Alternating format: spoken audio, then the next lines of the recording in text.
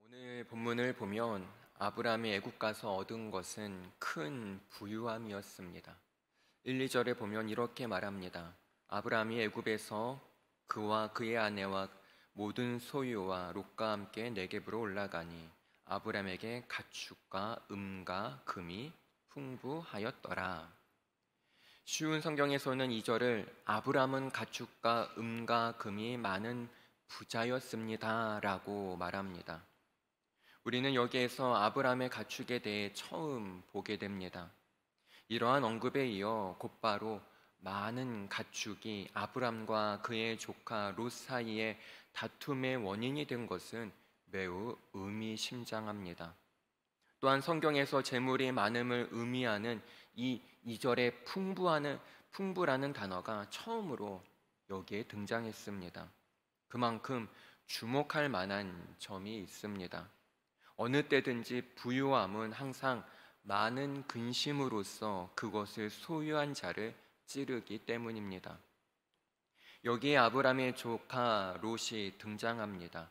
5절에 보면 롯을 이렇게 소개합니다. 아브람의 일행 롯도 양과 소와 장막이 있으므로. 지금까지 우리는 롯에 대해 아무것도 듣지 못했습니다. 그는 아브람의 건속 가운데 한 사람이었으며 아브람이 어디로 가든지 함께 했습니다. 그런데 아브람과 롯의 성격과 삶의 방식은 서로 다릅니다. 종종 성경에서는 대조적인 성격의 두 사람을 함께 제시하곤 합니다. 그러면서 우리에게 교훈을 줍니다. 예를 들면 가인과 아벨, 사무엘과 사울, 그리고 다윗과 솔로몬이 그 예가 됩니다. 모든 측면에서 롯은 아브람과 대조를 이룹니다. 아브람은 믿음으로 행한 반면에 롯은 보이는 것으로 결정합니다. 또한 아브람은 관대하며 아량이 넓은 반면에 롯은 탐욕적이며 세속적입니다. 그리고 아브람은 하나님이 세우실 도성을 자신의 본향으로 삼은 반면에 롯은 사람에 의해 세워지고 하나님에 의해 무너진 도성을 자신의 본향으로 삼았습니다. 어떻게 보면 롯의 생애는 참으로 비극적이기도 합니다. 그런데 바로 그 이유 때문에 우리에게 교훈이 됩니다. 이제 롯의 생애를 살펴보겠습니다. 오늘 본문 6절과 7절에서 이렇게 말합니다. 그 땅이 그들이 동거하기에 넉넉하지 못하였으니 이는 그들의 소유가 많아서 동거할 수 없었음이니라. 그러므로 아브람의 가축의 목자와 롯의 가축의 목자가 서로 다투고 또 가나안 사람과 브리스 사람도 그 땅에 거주하였는지라. 우리는 소유와 재물로 인해 심지어 친족 사이에서도 자주 분쟁이 일어나는 것을 보게 됩니다. 이 6절과 7절의 기록은 매우 짧지만 누가 잘못했는지 의문의 여지가 없습니다. 이어지는 롯의 행동과 하나님이 아브람을 복주신 사실은 잘못된 쪽이 롯이었음을 말해줍니다. 그 이유를 찾는 것은 어렵지 않습니다. 롯이 애굽에서 가져온 것은 가축만이 아니었습니다. 롯은 애굽의 문화와 사상에 완전히 물들어 있었습니다. 이어서 8절과 9절 말씀을 보겠습니다. 아브람이 롯에게 이르되 우리는 한 친족이라 나나 너나 내 목자나 내 목자나 서로 다투게 하지 말자. 내 앞에 온 땅이 있지 아니하냐. 나를 떠나가라. 네가 좌하면 나는 우하고 네가 우하면 나는 좌하리라. 아브람은 자신과 조카 사이에 불화가 생길 수 있음을 직감했습니다.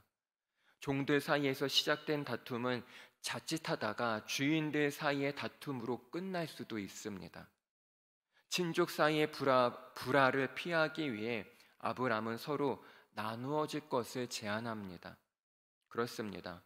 위로부터의 지혜는 첫째, 성결하고 다음으로 화평을 추구합니다. 로마서 12장 18절에 보면 이런 말씀이 있습니다. 할 수 있거든 너희로서는 모든 사람과 더불어 화목하라. 아브람은 더불어 화목함을 추구했습니다. 아브람이 롯에게 한 제안은 너무나 관대했습니다. 반면에 롯은 탐욕 가운데 아브람의 제안으로부터 최대한의 이익을 취하게 됩니다. 롯은 선택권을 삼촌에게 양보하지 않습니다. 그의 행동과 관련해서 10절과 11절의 말씀을 보겠습니다. 이에 롯이 눈을 들어 요단 지역을 바라본즉 소알까지 온 땅에 물이 넉넉하니 여호와께서 소돔과 고모라를 멸하시기 전이었으므로 여호와의 동산 같고 애굽 땅과 같았더라. 그러므로 롯이 요단 온 지역을 택하고 동으로 옮기니 그들이 서로 떠난지라. 여기에 보면 롯이 눈을 들어 바라보았다라는 이 표현을 주목해 봐야 합니다. 롯은 믿음으로 바라보고 행하기보다는 눈에 보이는 것을 더 좋아했고 눈에 보이는 것을 선택했습니다. 이런 롯이 아브람과 함께 지내는 것은 처음부터 불가능했을지도 모릅니다. 뜻이 일치하지 않는 두 사람이 어떻게 동행할 수 있을까요? 히브리서 11장에 보면 아브람을 하나님이 지으실 터가 있는 성을 바라보았음이라 이렇게 소개합니다. 반면 롯의 마음은 눈에 보이는 일시적인 것에 고정되어 있습니다. 그러기에 롯과 아브람은 6절 하반절 말씀처럼 동거할 수 없음이니라. 롯은 인간적인 눈으로 바라보았습니다. 바로 이것이 내리막길의 시작입니다. 우리의 눈은 사탄이 공격하는 유혹의 통로 중에 하나입니다. 요한일서 2장 16절에서 이렇게 말합니다. 이는 세상에 있는 모든 것이 육신의 정욕과 안목의 정욕과 이생의 자랑이니 다 아버지께로부터 온 것이 아니요 세상으로부터 온 것이라. 바로 이 안목의 정욕이 우리의 영적인 눈을 멀게 합니다. 이것은 에덴 동산에서도 마찬가지입니다. 창세기 3장 6절입니다. 여자가 그 나무를 본즉 먹음직도 하고 보암직도 하고 지혜롭게 할 만큼 탐스럽기도 한 나무인지라 여자가 그 열매를 따먹고, 또한 여호수아서에서 나오는 아간의 고백을 들어보겠습니다. 여호수아 7장 21절 말씀입니다.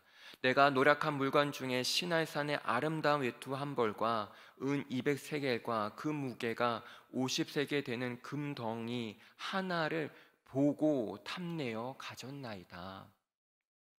여기에 나타나는 순서를 주목해 보시기 바랍니다. 보고 탐내어 가졌나이다. 먼저 그는 보았으며 다음으로 탐을 냈고 마침내 취했습니다.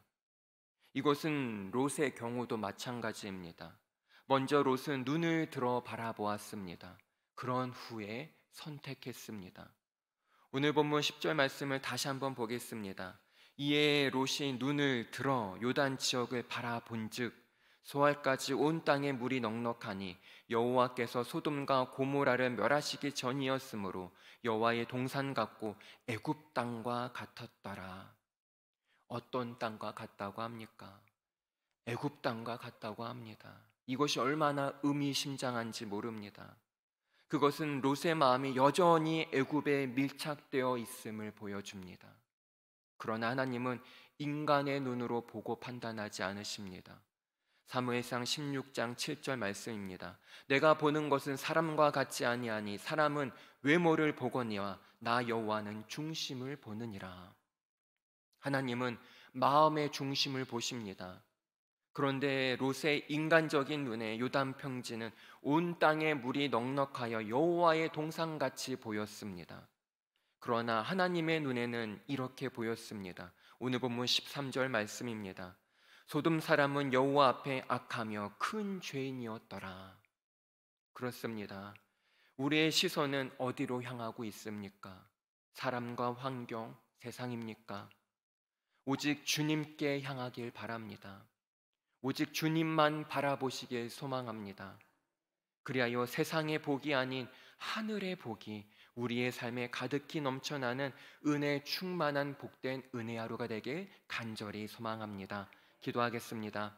하나님, 우리의 시선이 어디에 머물러 있는지 돌아봅니다.